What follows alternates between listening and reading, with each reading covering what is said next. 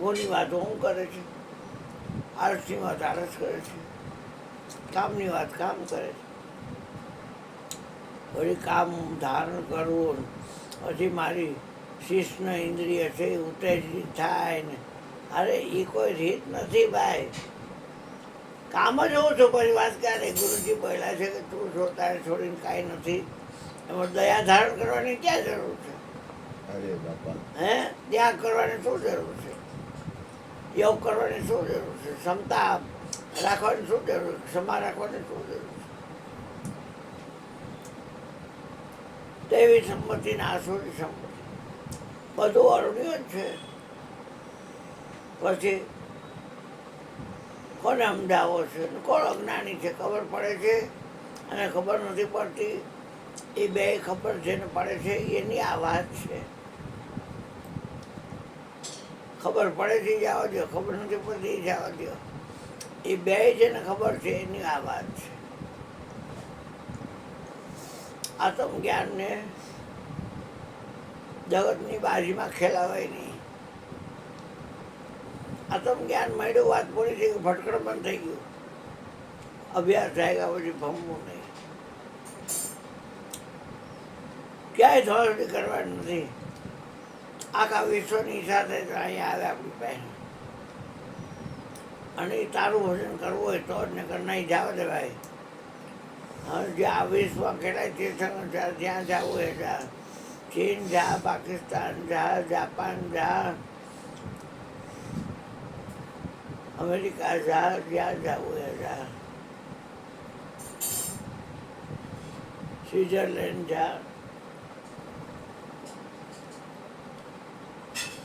તારી ઈચ્છા ભણ્યા ફર. અમારે કે કેમ કે મહાત્મા બન્યા છે બધે છીએ, પંથ અમારે નાહી, અમારો રસ્તો જ નથી. બધે છીએ પછી રસ્તો ક્યાં હોય? ઉંદાવડીમાં હોય ને કેવડાવડીમાં ન હોય તો ઉંદાવડીમાં જ કેવડાવડીમાં જાય. પણ બધે હોય ને ટાંગાની જરૂર નથી. પછી વાત ક્યાં રહી?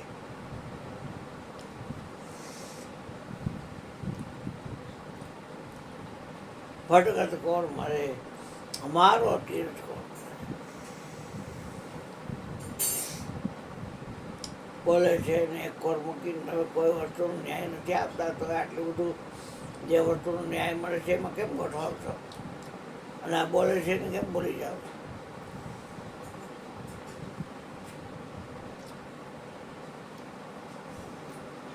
બોલે ખરા ભજનમાં, તારી કાયમમાં કોણ બોલે છે એને શોધી કાઢી ને. કેવી વાતો કરે? પછી મને આમ થયું, પછી મને આમ થયું, પછી મને આમ થયું, પછી મને આમ થયું, બહુ મારું માન રાખ્યું, નામ બધી વાતો કરશે. એટલે પણ એને ઓળખતો નથી અને એ તને ક્યાંથી ઓળખતો હોય બેટા? પણ તારો વ્યવહાર છે એ બધો ખબર છે એટલે તને માન પાન દે. પણ એનેથી તું આ માની છો, આત્મા છો. શંકર ક્યાંય માન નો છે.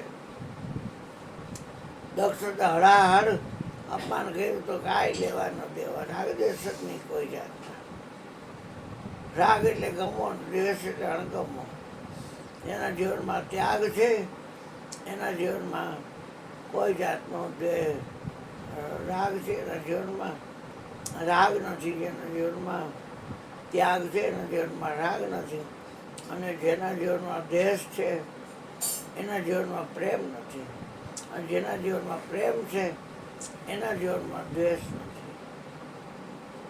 ત્યાં આપણને એક હોય કે દ્વેષે હું છું, ત્યાગે હું છું, રાગે હું છું, પ્રેમે હું છું. અક્ષરે હું છું, અક્ષરાતીતે હું છું, શબ્દે હું છું, શબ્દાતીત છું. તમારે છોડીને કાંઈ છે જ નહીં. પછી વાત ક્યારે? પ્રગટની ભક્તિ કરવી હોય તો તમારા ઉપર તમારું ધ્યાન રહેવું જોઈએ. હાથ તમે હલાવો પછી હાલે છે તો હાથને લઈને તમે ક્યાંથી હો? હાથ તમારે લઈને હોય, કારણ કે એ સાધન છે લેતી કરવા માટેનું. તમે એને લઈને કેવી રીતે હો? આ દુનિયા જાત જાતની છે, દેખાડે છે આંખ, પણ એ આંખ તમને નથી દેખાડતી. તો પછી એ સાધન પરિવર્તન પામનારું બધું દેખાડે છે, તો તમે એને લઈને ક્યાંથી હો એ વિચારે ઓળખતી ને તમને કોડીનો વ્યવહાર શું કરો છો? હાથમાં હીરો આવ્યા પછી સંતોના હાથમાં તો હીરો છે, આવું હોય આવે ન હોય કાંઈ નહીં, એવા ભજન ગાય શું વરે. અરે બાપા, પણ આપણે કોઈને કહેવાય નહીં. આપણે એ ધ્યાન રાખવાનું કે ગુરુના ચરણમાંથી જેને વાણી ઉઠી ને એ વાણી સૂર્યચંદ્રના તેજ ને ત્યાં સુધી રહી કરવાય નહીં. ફોડા કોઈ દી વાણી રૂપી ફોડા કરવાય નહીં. એવા ને એવા. હવે ગોરધનભાઈ બોલો થોડું. આવો બાપા.